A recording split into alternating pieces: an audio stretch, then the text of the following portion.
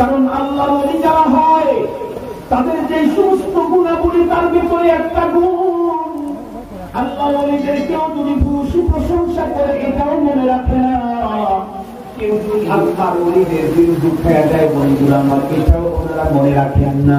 তুই তো আর মনে রাখেন নাই। স্বাভাবিক যদি এই কাপড় শুনতেছেন যুবক এসে যখন কান্না শুরু করে পা ধরে যখন কান্না শুরু করলেন আল্লাহর ওলি দেখে বললেন ভাই মা আপনাকে আমা কে যুবক তুমি এসে আমার সঙ্গে এমন কেন করতেছো? তুমি কেন এভাবে কাজকে বাদ করতেছো? আমার তো কিছু বুঝে আসে না। যুবক তখন উত্তর করল হুজুর আপনি আমারে ক্ষমা করেন, আমি তো ওই যুবককে যুবক কিছুক্ষণ পূর্বে আপনার পায়ের কাদা চুলে আমার বান্ধবীর গায়ে লাগার কারণে আমি আপনাকে ধাক্কা দিয়ে ফেলে দিলাম। হুজুর বললেন তারপরে তোমার কি হয়েছে, এমন কি করছো কেন? যুবক তখন উত্তর করে হুজুর আমি আপনাকে ধাক্কা দিয়ে ফেলে দিই আমি আমার বান্ধবীকে নিয়ে সুন্দর রাস্তায় যখন চলতেছিলাম কোন রকমের কোন কারণ ছাড়া এমনিতেই আমার বান্ধবী পড়ে গেল। পড়ার পরে তার পা ভেঙে হাড্ডিগুলি গোস্তের ভিতর দিয়ে বের হয়ে গেল। তখনই আমি বুঝতে পেরেছি আপনি কোন সাধারণ ব্যক্তি নন, আপনার সঙ্গে মহাশক্তির বড় সম্পর্ক আছে। এই জন্য আমি ক্ষমা নিতে এসেছি। এ কথা বলতেই খাজা আজিজুল হাসান নজরুল রহমাতুল্লাহ আলাইহি যুবককে হাত ধরে টেনে নিজের বুকের ভিতরে জড়ায় ধরে ডাকতে বলেন যুবক তুমি ওই মহিলাটাকে পছন্দ করো, মহব্বত করো, সে তোমার প্রিয় পাত্রী। আমার পায়ের কাদা যখন তোমার বান্ধবীর গায়ে লেগেছে তুমি সহ্য করতে পারো না, এই কারণ তোমার প্রিয় পাত্রীর গায়ের ভিতরে ময়লা লেগে গেছে, তাই তুমি আমাকে ধাক্কা দিয়ে ফেলে দিয়েছো। মনে রেখো এই পাগলটাকে তুমি তোমার বান্ধবীকে যেই পরিমাণে মহব্বত করে তার চাইতে কোটি গুণে বেশি মহব্বত করে এই পাগলটাকে আসমান জমিনের মালিক আল্লাহ। এই জন্য আর প্রিয় পাত্রকে তুমি যখন ধাক্কা দিয়ে ফেলে দিয়েছো রব্বে কারীম আর শুনতে পারে নাই, ওই কখন তোমার বান্ধবীকে ধাক্কা দিয়ে ফেলে দিয়ে তার পা ভেঙে দিয়েছে। আসসালামু আলাইকুম ওয়া রাহমাতুল্লাহি ওয়া বারাকাতুহু। ওয়া আলাইকুম আসসালাম। ইন্নাল হামদালিল্লাহ নাহমাদুহু ওয়া নাস্তাঈনুহু ওয়া নাস্তাগফিরুহু ওয়া নু'মিনু বিহি ওয়া নাতাওয়াক্কালু আলাইহি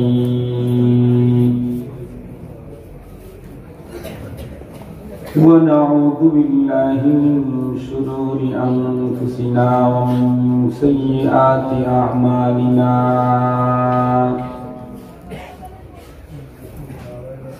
من يهده الله فلا مضل له ومن يضلله فلا هادي له ونشهد أن لا إله إلا الله وحده لا شريك له ونشهد أن سيدنا وسندنا وحبيبنا وشفيعنا وطبيبنا وطبيب قلوبنا وأولانا ومولانا محمدا عبده ورسوله الذي أرسله بالحق إلى الخلق بشيرا ونذيرا وداعيا إلى الله بإذنه وسراجا وقمرا منيرا أما بعد فأعوذ بالله من الشيطان الرجيم بسم الله الرحمن الرحيم قل إن كنتم تحبون الله فاتبعوني يحببكم الله ويغفر لكم ذنوبكم والله غفور رحيم وقال صاحب القرآن صلى الله عليه وسلم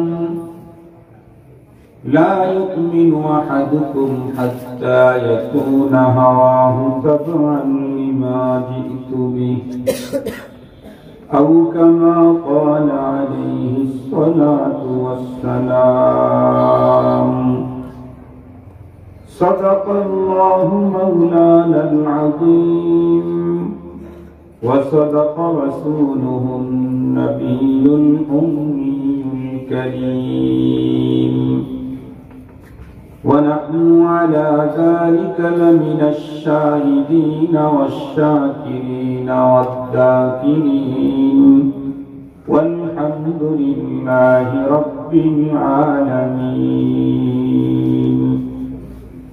اللهم صل على سيدنا مولانا محمد وعلى آله وأصحابه وبارك وسلم اللهم صل على سيدنا مولانا محمد وعلى آله وأصحابه وبارك وسلم يا رب صل وسلم دائما أبدا على حبيبك خير الخلق كلهم بلغ العلا بكماله كشف الدجى بجماله حسنت جميع خصاله صلوا عليه وآله محبت جرعات بلغ العلا بكماله كشف الدجى بجماله حسنت جميع خصاله صلوا عليه وآله دلفشانی نے تیرے قطروں کو دریا کر دیا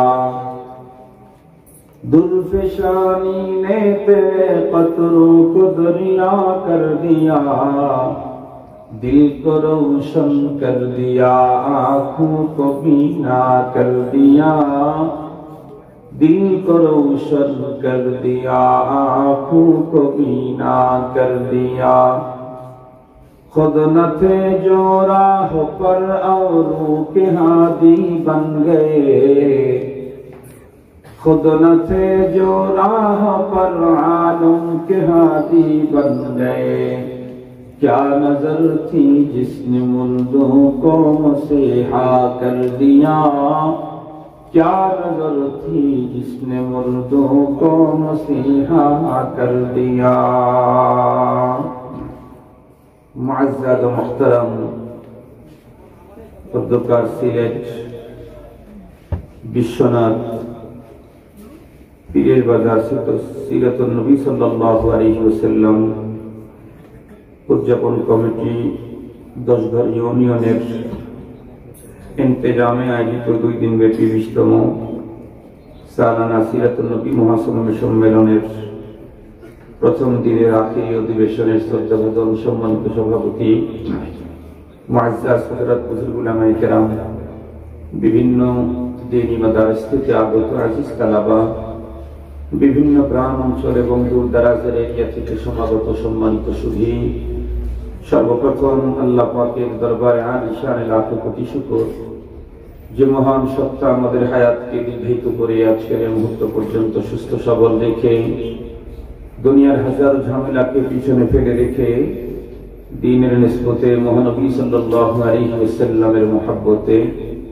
সিরাতুন নবী সাল্লাল্লাহু আলাইহি ওয়াসাল্লাম সম্মেলনে আমাদেরকে হাজিরের সুযোগ দিলেন সে মহান মহিয়ানের দরবারে আমরা সকলেই শুকরগুজার হচ্ছি জবান খুলে ভক্তি সহকারে মহব্বত নিয়ে দিল থেকে আবেগের সাথে উচ্চ কণ্ঠে সকলেই পড়ে নিন আলহামদুলিল্লাহ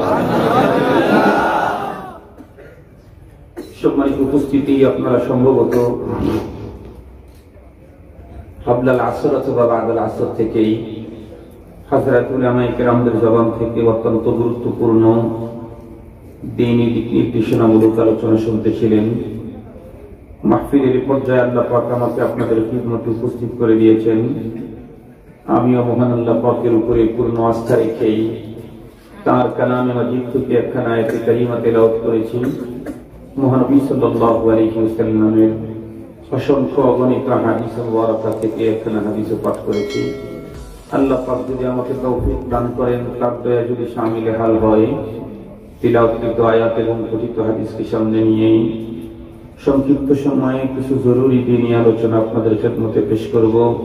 আপনারা দোয়া করেন যাতে করে মহান আল্লাহ পাক আমাকে তথ্য সমৃদ্ধ ইখলাসপূর্ণ আজকে মুসলিম উম্মার প্রয়োজনে অতীব জরুরি দ্বীনি আলোচনা তৌফিক দান করেন। আমিন। সম্মানিত উপস্থিতি, আমরা জানি বর্তমান সময়টা সোশ্যাল মিডিয়া এবং ইলেকট্রনিক্স মিডিয়ার কারণে পৃথিবী এখন মানুষের হাতের মুঠো। সঙ্গত কারণে এই পৃথিবীর যে কোনো কান্ট্রিতে কোনো দুর্ঘটনা অথবা ঘটনা যদি ঘটে, তামাম দুনিয়া ব্যাপী এই ঘটনা দুর্ঘটনা প্রকাশ হতে লম্বা টাইম সময় লাগে। এখন তামাম দুনিয়া মানুষের কাছে। ধরে নেন বাংলাদেশের কোন একজন মানুষ আপনাদের অঞ্চলের যদি এমন থাকে, তারা 5 ভাই, এ অঞ্চলের সবচেয়ে বেশি সম্পদের মালিক, কিন্তু 5 ভাই এক দেশে থাকে না, 5 দেশে থাকে। কিন্তু খুব জরুরি হয়ে গেল, এক ভাই বাংলাদেশে থাকে, তাদের প্রত্যেক সম্পত্তি সরকারের সাথে আইনি কোনো প্রবলেম, এই জটিলতা নিরসনে 5 ভাইয়ের সম্মিলিত মশওয়ারা খুব বেশি জরুরি। বলুন তো দেখি, যদিও 5 ভাই 5 দেশে থাকে, তাদের জরুরি 5 ভাইয়ের সম্মিলিত মশওয়ারা সম্পাদনের জন্য বাংলাদেশে অবস্থিত ভাইটাকে কি রীতিমতো হিমশিম খেতে হবে? না। নরমাল মোবাইল ফোন যদি তার কাছে থাকে, তাহলে মোবাইল কনফারেন্সের মাধ্যমে মুহূর্তেই 5 দেশে অবস্থিত 5 ভাই সম্মিলিত মশওয়ারা এখনই সেরে নিতে পারে। সম্মানিত উপস্থিতি, ইলেকট্রনিক্স মিডিয়া এবং সোশ্যাল মিডিয়ার কারণে তামাম পৃথিবীর হালচাল সকল মানুষের কাছে দিবারকের নেই স্পষ্ট। আপনারা যতটুকু পৃথিবীর অবস্থা জানেন, তা থেকে আপনারা আমাকে রিপোর্ট করুন। বলুন তো দেখি, দিন যত গড়াচ্ছে পৃথিবী কি শান্ত হচ্ছে না অশান্ত হচ্ছে? অশান্ত হচ্ছে। কিন্তু লক্ষ্য করে দেখেছেন কি, এই অশান্ত পৃথিবীর অশান্তির সবচেয়ে বড় হিস্সা আর অংশটা হলো আমরা মুসলমানদের কাঁধে, আমাদের কাঁধ। এক নজর যদি তাকান, বেশি দূর না, বাংলাদেশ যেই কাঁটাতারের বেড়ায় বেষ্টিত, সেই কাঁটাতারের বেড়ার ওপারে তাকালেই আমরা কি দেখতে পাই? সে দেশে মুসলমানদের উপরে চলতেছে নির্মম নির্যাতনের স্টিমরোলার। আল্লাহর ঘর মসজিদে আগুন লাগানো হচ্ছে, আল্লাহর ঘর মসজিদে আগুন লাগানো হচ্ছে, হত্যা করা হচ্ছে মুসলমানদের। এই পৃথিবীর অনেক দেশেই নতুন এক পদ্ধতি শুরু হয়ে গেছে, মসজিদে ঢুকে এলোপাতাড়ি গুলি করে মুসল্লিদেরকে হত্যা করা। আমরা দেখতেছি যে নতুন আরেক নির্যাতনের নতুন সিস্টেম। তামাম দুনিয়াতে মজলুম মুসলমানদের মজলুমিয়াতের এমন কন্ডিশন, মজলুমিয়াতের হালতার অবস্থা দেখলে প্রকৃতই আমাদের অন্তরে রক্তক্ষরণ শুরু হয়, যা বন্ধ হবার। তামাম দুনিয়াতে আজকে মুসলমানদের এত দুরবস্থা কেন? মুসলমান সংখ্যার দিক থেকে তো খুব যে বেশি কম তা কিন্তু না। আজকের পৃথিবীর টোটাল জনসংখ্যার 1/4% প্রায় মুসলমান। এত অধিক সংখ্যক মুসলমান অতীতে একটা টাইমে কখনো পৃথিবীতে ছিল বলে আমার জানা যায়। আজকের মুসলমান প্রযুক্তির দিক থেকে একদম পিছানো তাও কিন্তু না।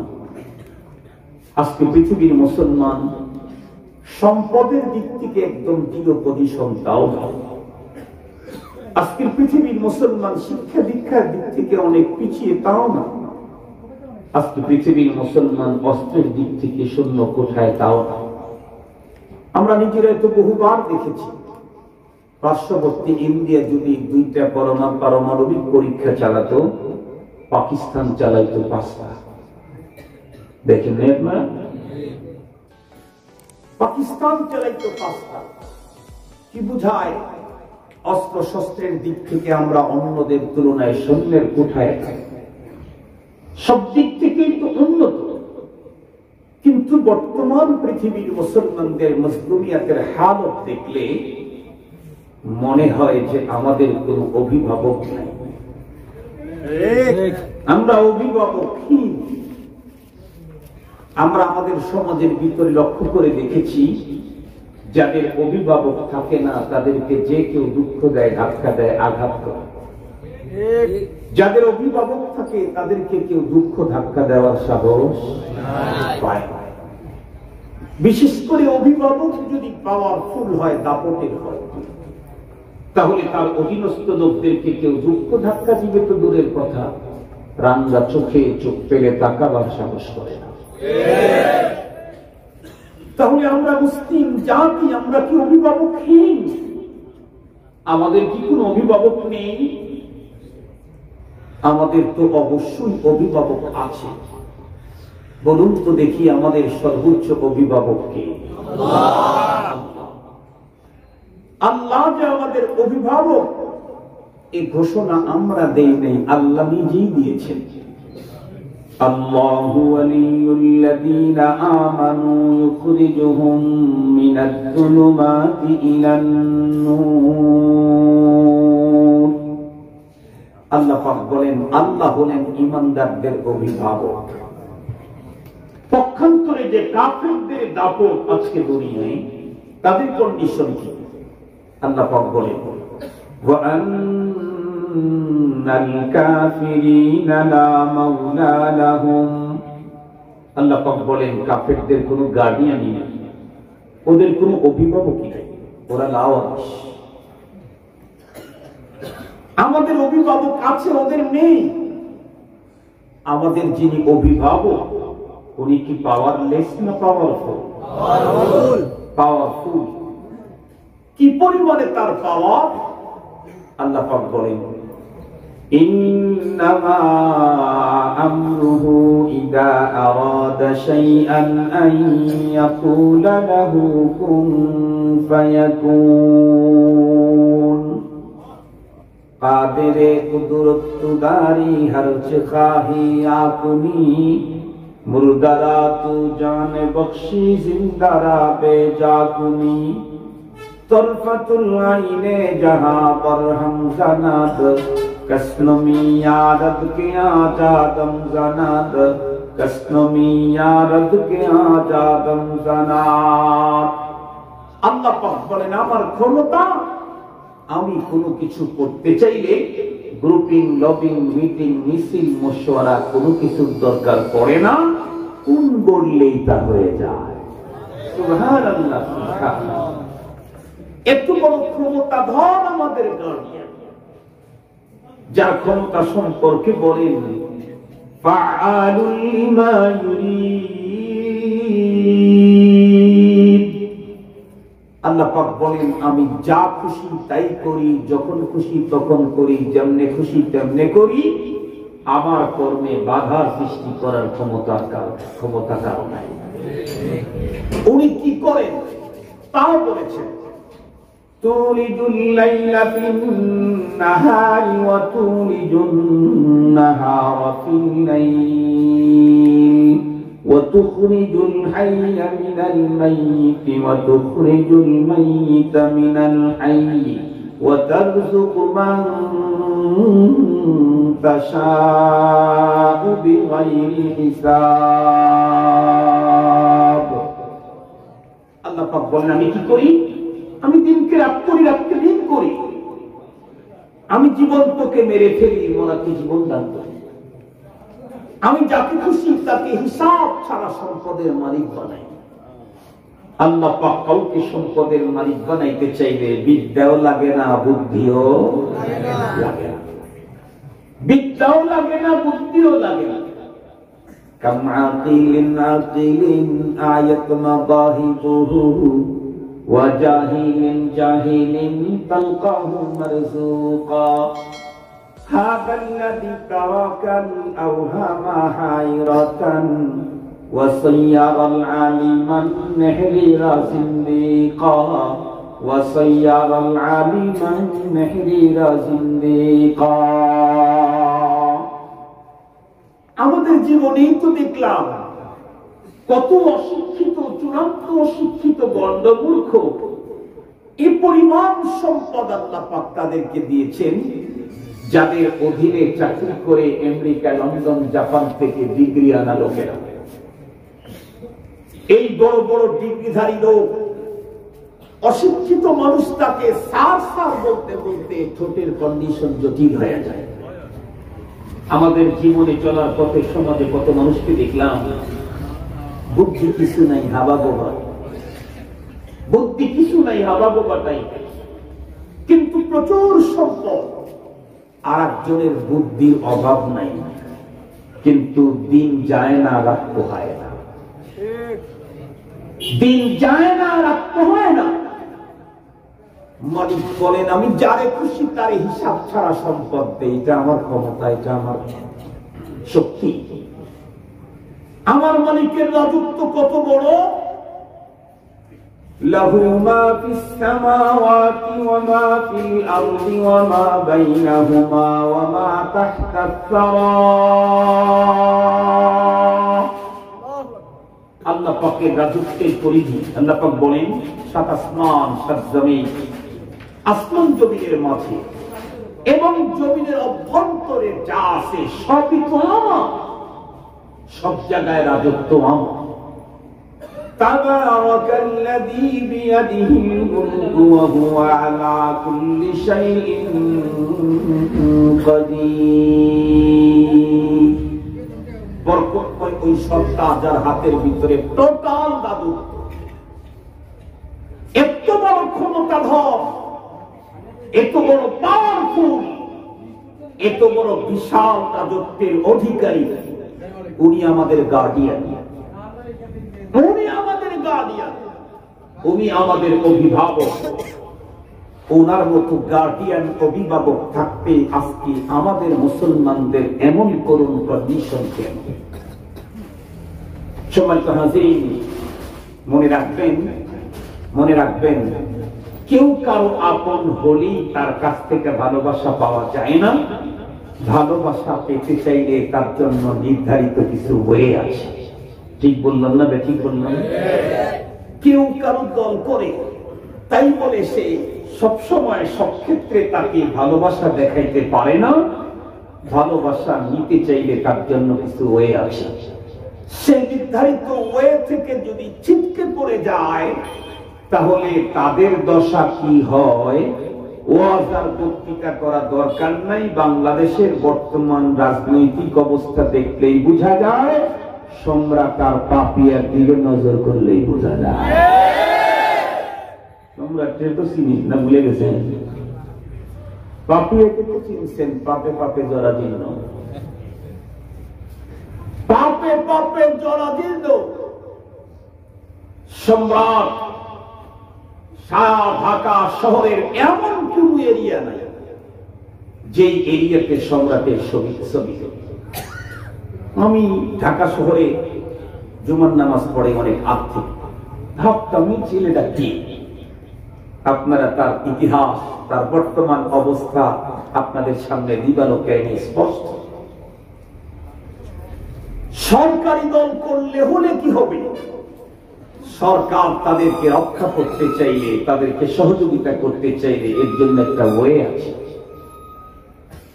আপন হলেই হবে না, আপন আপনের কাছ থেকে ভালোবাসা সোহাগ পেতে চাইলে নির্ধারিত ওয়ে লাগে।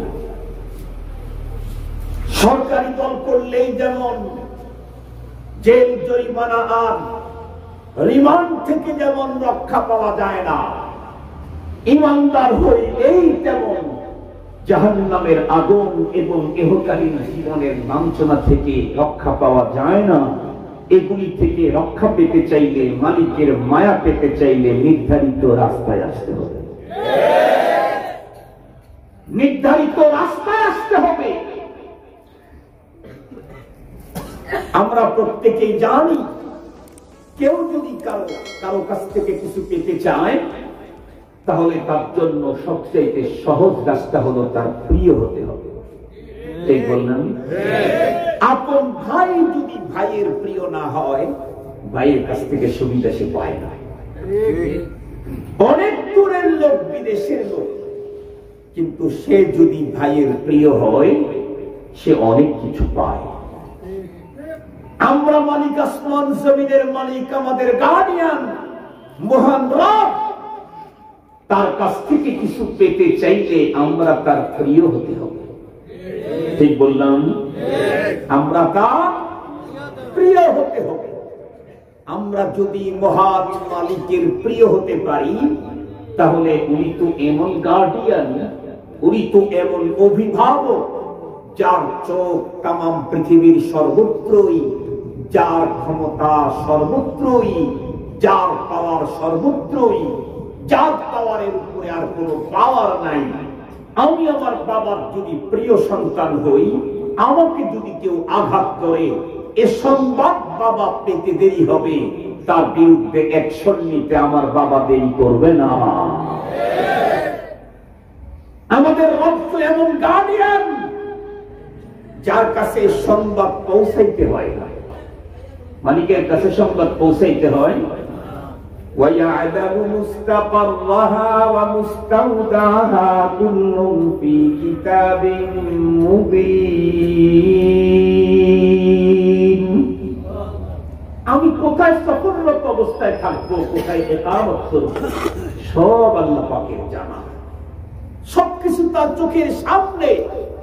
এ কারণে পৃথিবীর যে কোনো কান্ট্রিতে, যে কোনো মুহূর্তে, যে কোনো অবস্থাতেই আমি যদি আক্রান্ত হই, আমার অভিভাবকের প্রিয় পাত্র যদি হতে পারি, তাহলে মালিকের পক্ষ থেকে অ্যাকশন শুরু হতে দেরি হবে না।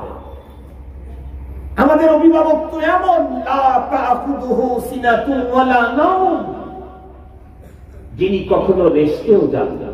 সুবহানাল্লাহ বললেন না? যিনি কখনো ঘুমান না, তন্দ্রা ভাব আনেন না। কেন? উনি আমাদেরকে সহযোগিতা করার জন্য। উনি তো 24 ঘন্টা এলাক, উনি তো 24 ঘন্টাই এলাক।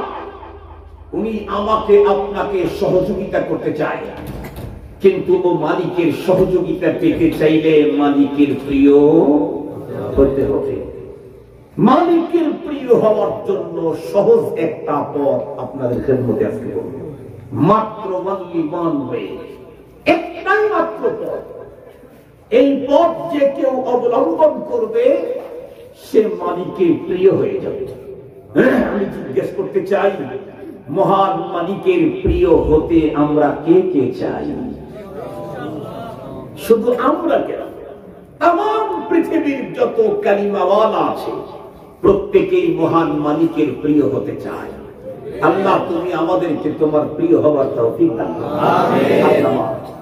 আল্লাহ পাকের কোরআনে আল্লাহ পাক বলেছেন, তোমরা আমার প্রিয় হতে চাইলে একটা কাজ, কুল ইন কুনতুম তুহিব্বুনাল্লাহা ফাত্তাবিউনি ইউহিব্বুকুমুল্লাহ। আল্লাহ বলেন, ওগো রাসূল, আপনি আপনার উম্মতদেরকে বলে দিন, তোমরা যদি আল্লাহকে মুহাব্বত করো, তাহলে রাসূল আপনি বলেন তোমরা আমার অনুকরণ করো। নবীজির অনুকরণ করলে কি হবে? আমরা আল্লাহকে মুহাব্বত করার কথা আল্লাহ পাকের কথা বলেন নাই, বলেন তারপরেরটা, ইউহিব্বুকুমুল্লাহ। আল্লাহ বলেন আমি তোমাদেরকে মুহাব্বত করব। সুবহানাল্লাহ বললেন না? যে আমরা যদি রাসূলের অনুকরণ করি, তাহলে আমাদেরকে মুহাব্বত করবেন কে? আল্লাহ। আল্লাহ মাঝে মাঝে দুই একটা কথা মিস করে, ওয়াদা মিস করে। জীবনে কোনোদিন করেছেন? আগামী দিনে করবেন? ইন্নাল্লাহা লা ইউখলিফুল মিয়াদ ওয়া মান আসদাকু মিনাল্লাহি হাদীসা। আল্লাহর চাইতে সত্যবাদী আর কে হতে পারে? আমার আল্লাহ কখনো ওয়াদা মিস করেন না। তাহলে নবীজির অনুকরণ আল্লাহ পাকের প্রিয় পাত্র হওয়ার একমাত্র পথ। কোন নবীজির অনুকরণ? কথা বলেন না কেন? মুহাম্মদুর রাসূলুল্লাহ সাল্লাল্লাহু আলাইহি ওয়াসাল্লাম, যার জীবন ইতিহাসের উপরে, যার সিরতের উপরে আজকের এই আলোচনার সম্মেলন চলতেছে 20 বছর ধরে। যতদিন পর্যন্ত দুনিয়া চলতে থাকবে ততদিন পর্যন্ত পয়গম্বরের সিরতের আলোচনাও চলতে থাকবে। পৃথিবীর কোন না কোন জায়গায়, পৃথিবীর কোথাও না কোথাও চলতেই থাকবে।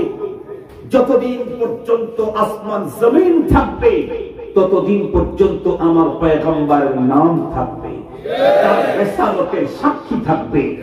যতদিন পর্যন্ত পৃথিবীর জমিনে আসমানের ধ্বনি প্রতিধ্বনিত হবে, যতবার আল্লাহু আকবারের ধ্বনি হবে, যতবার আশহাদু আল্লা ইলাহা ইল্লাল্লাহ তাওহীদের সাক্ষীরা হবে, ততবার আশহাদু মুহাম্মাদুর আশহাদু আন্না মুহাম্মাদার রাসূলুল্লাহ রিসালাতের সাক্ষী চলতেই থাকবে, চলতেই থাকবে। সম্মানিত হাজিরিন, খুব ভালো করে কথাগুলো বোঝার জন্য চেষ্টা করবেন। মুহাম্মদুর রাসূলুল্লাহ সাল্লাল্লাহু আলাইহি ওয়াসাল্লামকে আল্লাহ পাক এই পৃথিবী প্রতিটি মানুষ কিয়ামত পর্যন্ত যারা আসবে তাদেরকে আল্লাহ পাকের সাথে সম্পর্ক গড়ার জন্য মডেল হিসেবে ঘোষণা করেছে।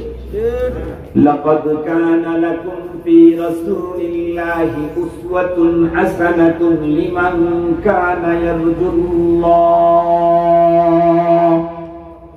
তোমাদের জন্য রয়েছে রাসূলের মাঝে উত্তম আদর্শ। জীবনের এমন কোন ক্ষেত্র নাই যেই ক্ষেত্রে আমি রাসূলুল্লাহকে অনুকরণ না করে আল্লাহ আপন হওয়া যাবে, এমন কোন ক্ষেত্র নেই। ঘুমাইতে গেলে পয়গম্বরের অনুকরণ, টয়লেটে গেলে পয়গম্বরের অনুকরণ, বিছানা থেকে উঠতে গেলে পয়গম্বরের অনুকরণ। ও মুসলমান, স্ত্রীর সঙ্গে বিশেষ সাক্ষাতে মিলিত হতে চাইলে পয়গম্বরই অনুকরণ। সন্তানদেরকে আদর্শ হক ভালোবাসা দিতে চাইলে পয়গম্বরই অনুকরণ। বাজারের ভিতরে ঢুকতে চাইলে পয়গম্বরই অনুকরণ। কোন কেনা বেচা কমপ্লিট করতে চাইলে পয়গম্বরই অনুকরণ। আমি যদি জুতা পরতে যাই পয়গম্বরই অনুকরণ, যদি আমি জুতা খুলতে চাই পয়গম্বরই অনুকরণ। মাথার মধ্যে টুপি দিতে চাইলে পয়গম্বরই অনুকরণ, টুপি যদি খুলতে চাই পয়গম্বরই অনুকরণ। গায়ের ভিতরে কোনো পোশাক লাগাইতে চাইলে পয়গম্বরই অনুকরণ, শরীর থেকে কোনো পোশাক খুলতে চাইলে পয়গম্বরই অনুকরণ। নিজের অফিসে ঢুকতে চাইলে পয়গম্বরই অনুকরণ, অফিস থেকে বের হতে চাইলে পয়গম্বরই অনুকরণ। আল্লাহর ঘর মসজিদের ভিতরে ঢুকতে চাইলে পয়গম্বরই অনুকরণ, আল্লাহর ঘর মসজিদ থেকে বের হতে চাইলে পয়গম্বরই অনুকরণ। আমি যখন বিয়ে করতে যাব তখন পয়গম্বরই অনুকরণ। সন্তান যখন জন্ম নিবে তখন বন্ধুরা আমার তার সঙ্গে সন্তান আল্লাহর পয়গম্বরের অনুকরণ। আমি যখন দুনিয়া থেকে চলে যাব কবরের ভিতরে নামাইতে হইলে সেখানেও কার মডেল? বলেন বলেন, কার মডেল? পয়গম্বরই মডেল। সব জায়গায় পয়গম্বরই মডেল। এক কথা, এক কথা, এক কাজ।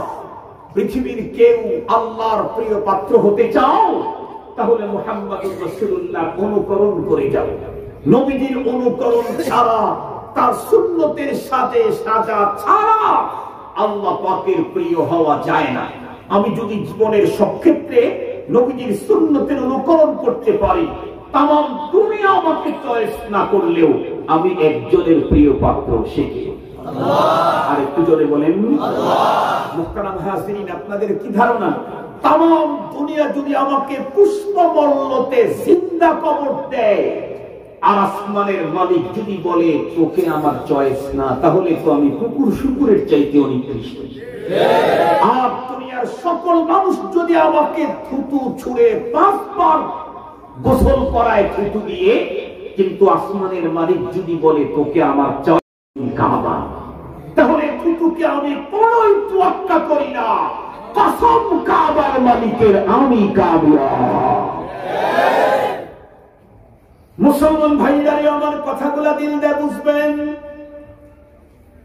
বিশ্ব নবীর অনুকরণ কি পরিমাণে আমাদের জন্য প্রয়োজন।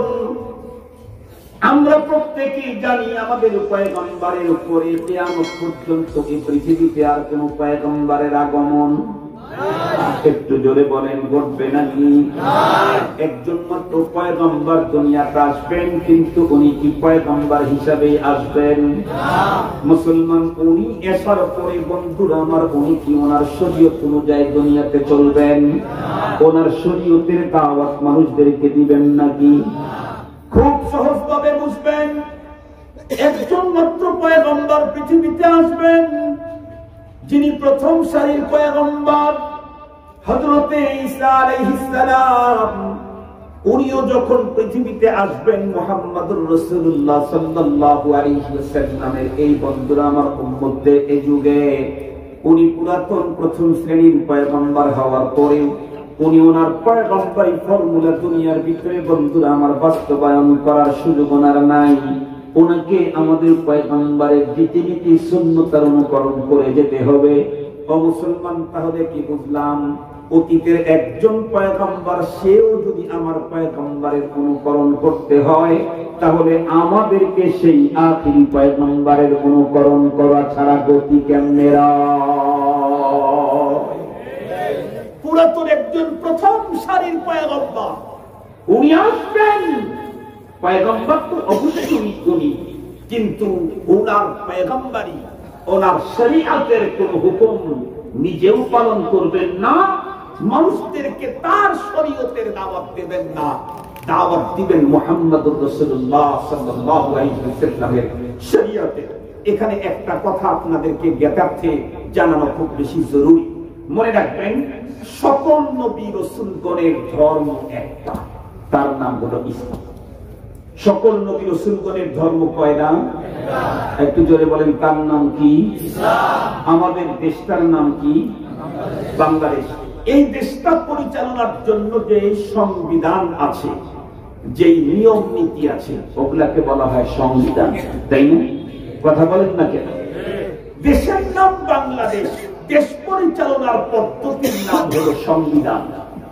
সকল পয়গম্বরদের ধর্মের নাম ইসলাম, কিন্তু সেই ধর্মের সংবিধান, এটাকে বলা হয় শরীয়ত। শরীয়ত সব পয়গম্বরের এক রকমের, এক এক পয়গম্বরের শরীয়ত এক এক রকমের, মৌলিক বিষয়গুলি একই ছিল। সম্মানিত হাজির, খুব ভালো করে বুঝবেন, কিন্তু মনে রাখবেন, সকল পয়গম্বরের শরীয়ত ছিল পূর্ণ। অপূর্ণ শরীয়ত কাউকে আল্লাহ পাক দেন নাই।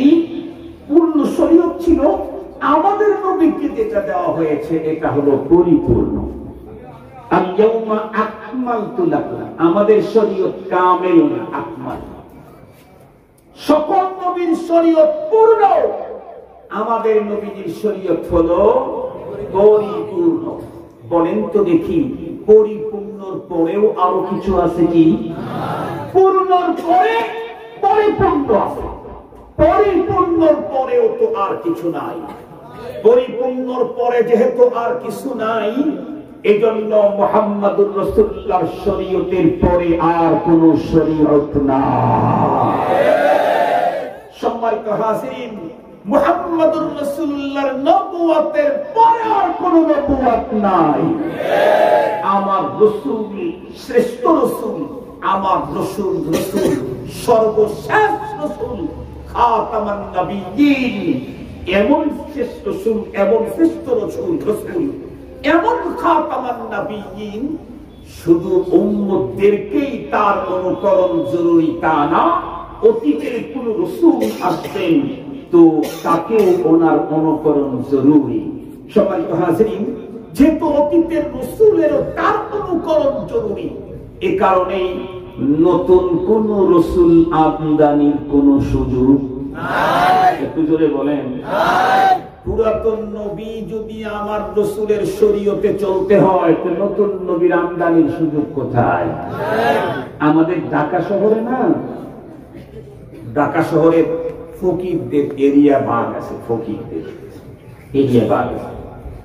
বিশেষ করে শবে বরাত, শবে কদর, এই সময় ঢাকা শহরের কিছু কবরস্থান আছে, যে কবরস্থানগুলা এক হাত জায়গা নিতে ফকির ওই এলাকার মাস্তান বা নিয়ন্ত্রকদেরকে দিতে হয় 3, 4, 5 হাজার টাকা। এক হাত জায়গা নিবে, মানে এলাকার যত মানুষ আছে সারা বছর তো বাবার কবরে আসার সুযোগ পায় না। আল্লাহ তো টাকার অভাব দেয় নাই, তো ওরা সবাই আসে, ওই দিন টাকা দিতেই থাকে, এক একজনের অনেক ইনকাম। তোদের এরিয়া ভাগ আছে, ওই এরিয়াতে শুধু ওরাই থাকবে, পুরাতন যেগুলা আছে সেইগুলাই জায়গা পায় না। ওই মুহূর্তে যদি অন্য কেউ যায়, সবাই মিলে তার উপরে আক্রমণ করে কি বলে তা জানেন? পুরাতনরাই জায়গা পাইতেছি না, আবার নতুনরা কেমনে? সবাই মিলে তার উপরে আক্রমণ চালায়। সম্মানিত হাজিরিন, আমার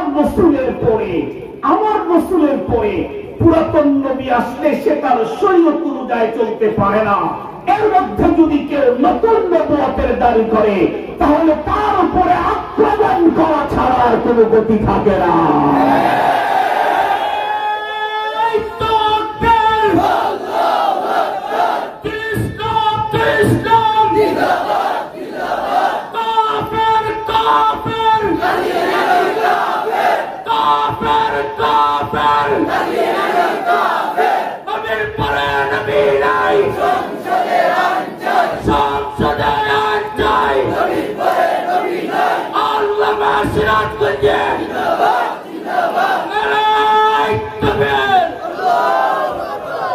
সম্মানিত হাজিরিন, আমরা যদি নবীজির অনুকরণ 100% করতে পারি জীবনের সব ক্ষেত্রে, নিশ্চিত আমরা আল্লাহ পাকের প্রিয় পাত্র হয়ে যাব। আল্লাহ পাকের প্রিয় পাত্র যদি হতে পারি তাহলে পৃথিবীর এমন কোন শক্তি নাই যেই শক্তি আমাদের দিকে রাঙ্গা চোখে তাকায়া দুনিয়াতে উঠতে পারে। শুধু একটা ঘটনা বলেই শেষ করে দেব। আমরা হয়তো সবাই জানি এই জগতের ভিতরে নাম করা উনি বুজুর্গদের ভিতরে একজন বড় ছিলেন হাকিমুল মুজাদ্দিদুল মিল্লাত শাহ আশরাফ আলী থানভী রাহমাতুল্লাহি আলাইহি। ওনার যত বন্ধুরা আমার খুলাফা ছিলেন তাদের ভিতরে একজন ছিলেন খাজা আজিজুল হাসান মজদুব রাহমাতুল্লাহি আলাইহি। খাজা আজিজুল হাসান মজদুব রাহমাতুল্লাহি আলাইহি এই পীরের বাজারের মতো কোনো একটা বাজারের পথ চলতেছিলেন। এখন যেমন বন্ধুরা আমার হালকা বৃষ্টি, তখনও বন্ধুরা আমার কোনো হালকা বৃষ্টি চলতেছিল।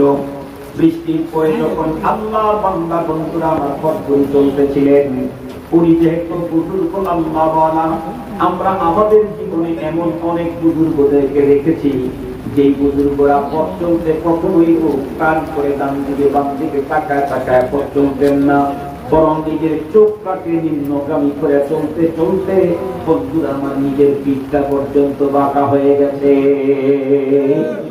অনেক বুজুর্গকে আমরা দেখেছি এই বুজুর্গ চোখকে নিম্নগামী করে পথ চলেন। এমন মুহূর্তের ভিতরে পথ ধরে চলতে চলতে এক জায়গায় মনে করলেন হালকা কিছু পানি আছে, ওখানে উনি যখন পা রাখলেন, এরপরে যখন পায়ের উপরে ভর করলেন, পায়ের উপরে ভর করার পরে সেই জায়গায় গর্ত ছিল, জুতার নিচ থেকে বন্ধুরা আমার কাদা পানিগুলা স্প্রে হয়ে ওই মুহূর্তে পাশ দিয়ে যাইতেছিল এক যুগল প্রেমিক প্রেমিকা। ওই প্রেমিকার সুন্দর জামার উপরে বন্ধুরা আমার কাদাগুলি লেগে গেল। যখন কাদাগুলি লেগে গেল, যুবক তখন তাকায় দেখলো কিরে কার পায়ের চিতা, কার কাছ থেকে কাদা এসে আমার বান্ধবীর জামা নষ্ট করলো। তাকায় দেখলো একজন বৃদ্ধ বুড়া মানুষ টুপিওয়ালা। সঙ্গে সঙ্গে যুবক নিজেকে নিয়ন্ত্রণ না করে দৌড়ে এসে বন্ধুরা আমার খাজা আজিজুল হাসান মজদুব রহমাতুল্লাহি আলাইহিকে সজোরে ধাক্কা দিয়ে জমিনের ভিতরে ফেলে দিল। আল্লাহর বান্দা বিসি, তার ভিতরে ওই ভাব নাই। উনি তখন শুধু ঘুরে তাকায় বললেন, क्या भाई तूने मुझे धक्का देके गिरा दिया? कि भाई তুমি আমাকে ধাক্কা দিয়ে ফেলে দিলে কেন? এই কথা বলতেই যুবক উত্তর করল, বুড়ো বেশি কথা যদি বলে চোখটাই তুলে ফেলবো। আল্লাহর ওলি আর কোনো কথা বললেন না। অবস্থাটা কি হলো 2-3 মিনিটের ভিতরে শুনায় দেই। উনি আর কিছু না বলে উনি উঠে নিজের শরীর থেকে বন্ধুরা আবার কাপড় চোপড়গুলি পরিষ্কার করা শুরু করলেন। মাত্র 5-7 মিনিট সময় চলে গেছে, উনি এখন পর্যন্ত কাপড়গুলি ধৌত করতেছেন। এর মধ্যেই দেখা গেল একজন যুবক কোথা থেকে যেন দৌড়ে এসে হুজুরের পায়ের উপরে পড়ে কান্নায় ভেঙে পড়ে বলতেছিল, হযরত মেরে গুস্তাখি মুঝে মাফ कीजिए, मैंने आपको पहचाना नहीं। হুজুর আপনি আমাকে মাফ করে দেন, সরি আমি আপনাকে চিনি নাই। আল্লাহর ওলি তখন কিছুই বুঝতে পারতেছেন না, কারণ আল্লাহর ওলি যারা হয় তাদের যে সমস্ত গুণাবলী তার ভিতরে একটা গুণ আল্লাহর ওলিদেরকেও যদি খুশি প্রশংসা করে এটাও মনে রাখে না। কেউ যদি আল্লাহর ওলিদের দিল দুঃখায় দেয় বন্ধুরা আমার, এটাও ওনারা মনে রাখেন না। উনি তো আর মনে রাখেন নাই। স্বাভাবিক যদি এই কাপড় শুনতেছেন, যুবক এসে যখন কান্না শুরু করে পা ধরে যখন কান্না শুরু করলেন, আল্লাহর ওলি দেখে বললেন, ভাই মা আপনাকে আমা কিরে যুবক, তুমি এসে আমার সঙ্গে এমন কেন করতেছ? তুমি কেন এভাবে কাজটি বাদ করতেছ? আমার তো কিছু বুঝে আসে না। যুবক তখন উত্তর করল, হুজুর আপনি আমারে ক্ষমা করেন, আমি তো ওই যুবককে কিছুক্ষণ পূর্বে আপনার পায়ের কাদা চুলে আমার বান্ধবীর গায়ে লাগার কারণে আমি আপনাকে ধাক্কা দিয়ে ফেলে দিলাম। হুজুর বললেন, তারপরে তোমার কি হয়েছে, এমন কি করছো কেন বলো? যুবক তখন উত্তর করে, হুজুর আমি আপনাকে ধাক্কা দিয়ে ফেলে দিই, আমি আমার বান্ধবীকে নিয়ে সুন্দর রাস্তায় যখন চলতেছিলাম, কোন রকমের কোন কারণ ছাড়া এমনিতেই আমার বান্ধবী পড়ে গেল। পড়ার পরে তার পা ভেঙে হাড্ডিগুলি গোস্তের ভিতর দিয়ে বের হয়ে গেল। তখনই আমি বুঝতে পেরেছি আপনি কোন সাধারণ ব্যক্তি নন, আপনার সঙ্গে মহাশক্তির বড় সম্পর্ক আছে। এই জন্য আমি ক্ষমা নিতে এসেছি।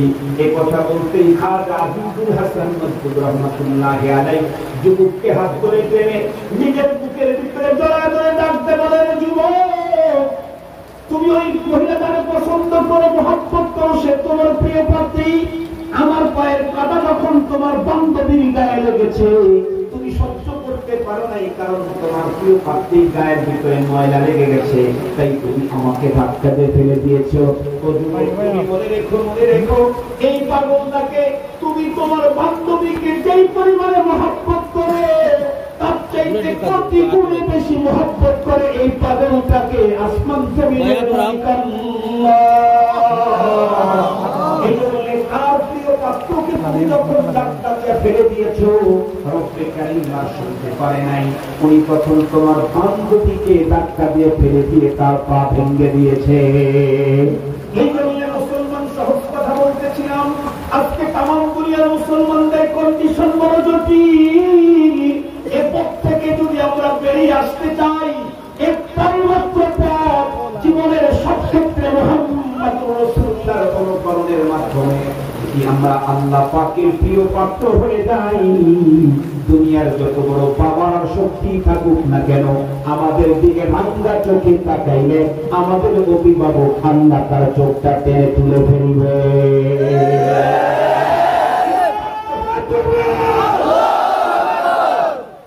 সত্য হলো মালিকের সাথে সুসম্পর্ক আর মহব্বতের সম্পর্ক করতে হবে। মহব্বতের সম্পর্ক করতে চাইলে মুহাম্মদুর রাসূলুল্লাহর অনুকরণের বিকল্প বাজারের যুবকদেরকে বলতে চাই, ও যুবক তোমরা কত নেতাদের মহব্বত আর ভালোবাসা প্রদর্শন করতে, কত ব্যানার ফেস্টুনের ভিতরে নেতার ছবির সাথে তোমার ছবি লাগা কত জায়গার ভিতরে লটকায় রেখেছ। তোমরা একটা কাজ করো, আগামীকাল তোমরা স্টিকার বানাও, স্টিকারের ভিতরে লেখো নবী পরে নবী নাই, সংসদে আইন চাই,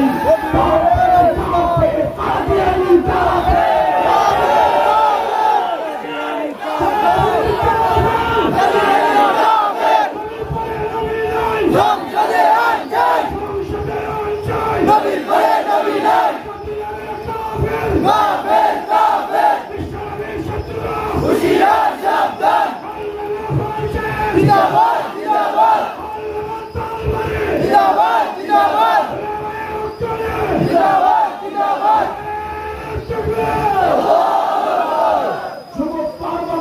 স্পিকার বানাইতে স্পিকার বানাও, সেখানে রাখো নবীর পরে নবী নাই, সংসদে আইন চাই, লেখো কাফের কাফের কাফের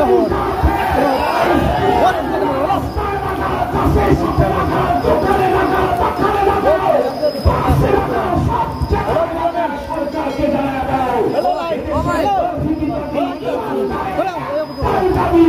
আমার পয়গম্বরের করতে চায় তাদেরকে কাফের ঘোষণা দিতে হবে। আল্লাহ পাক আমাদের সকলকে মহানবীর প্রেম ভালোবাসা অন্তরে স্থাপন করে তার অনুকরণে আমাদেরকে ধন্য করুন, বলেন আমিন।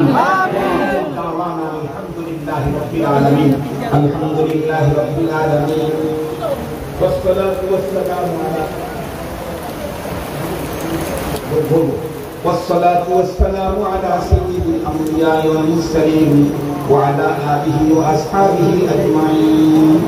اللهم لك الحمد كله ولك الشكر بيدك الأمر كله إليك يرجع الأمر كله إنك على كل شيء قدير. حكم مهربان الله ঐতিহ্যবাহী বিশ্বনাথের পীরের বাজার সিরাতুন নবী সাল্লাল্লাহু আলাইহি ওয়াসাল্লাম উদযাপন কমিটির উদ্যোগে আয়োজিত 20তম দিনব্যাপী সিরাতুন নবী মাহফিল আল্লাহ আসমান থেকে ঝরঝর করে বৃষ্টির পানি পড়ে, কিন্তু এখন পর্যন্ত একজন না আসে কেউ রাসূল বাড়ির দিকে রওনা করে নাই। আল্লাহ বৃষ্টির ভিতরে দাঁড়িয়ে থেকে তোমার প্যারা হাবিবের প্রতি মুহাব্বতের ভালোবাসা প্রদর্শন করতে চাই। হে মেহেরবান আল্লাহ, তুমি আজকে এই বৃষ্টি ভিজা মাহফিলখানা কবুল করে নাও। যে পরিমাণে তোমার আসমান থেকে বৃষ্টি বর্ষাইতেছো তার চাইতে অধিক করে আমাদের উপরে রহমত নাযিল করে দাও। এর পিছনে যত মানুষের মেহনত আছে কবুল করে নাও। দেশে বিদেশে যাদের সহযোগিতা আছে তাদেরকে নেয়ামত বদল তুমি আখিরাতে দান করে দাও। আল্লাহ আমরা বুঝলাম তোমার কাছ থেকে সহযোগিতা পেতে চাইলে তোমার অনুকরণের কোনো বিকল্প নাই। আল্লাহ আমাদের পুরো জীবনটাকে তোমার হাবিবের সুন্নাত দিয়ে সাজাবার তৌফিক দান করে দাও। আল্লাহ জানি না কার অন্তরের ভিতরে কোন তামান্না আছে কবুল করে নাও। কে কোন মুসিবতের মধ্যে আছে আল্লাহ মুসিবত তুমি দূর করে দাও। কে কোন রোগে আক্রান্ত আল্লাহ শিফা দান করে দাও। আল্লাহ আগামীকালকে প্রোগ্রামকে তুমি ভরপুর কামিয়াবি নসিব করে দাও। আল্লাহ মেহমানদেরকে যথাসময়ে হাজির এবং শ্রোতা মণ্ডলীকে হাজির দিয়ে সুন্দর পরিবেশে দিনী আলোচনা করার সময় তৌফিক দান করে দাও। রব্বানা তাকাব্বাল মিন্না ইন্নাকা আনতাস সামিউল আলিম ওয়া তুব আলাইনা ইয়া মাওলানা ইন্নাকা আনতাত তাওয়াবুর রহিম। ওয়া সাল্লাল্লাহু তাআলা আলা খায়রি খালকিহি মুহাম্মাদিন ওয়া আলিহি ওয়া আসহাবিহি আজমাইন বিরহমাতিকা ইয়া আরহামার রাহিমিন। একটা জরুরি ঘোষণা শুনেন, আমার ভাই আল্লামা মামুনুল হক সাহেব উনি আসতে পারেন নাই, আপনারা প্রত্যেকেই জানেন। ওনার মাদ্রাসাতে বাবরি মসজিদে প্রতি নাম দিয়া মসজিদ যখন তৈরি করার ঘোষণা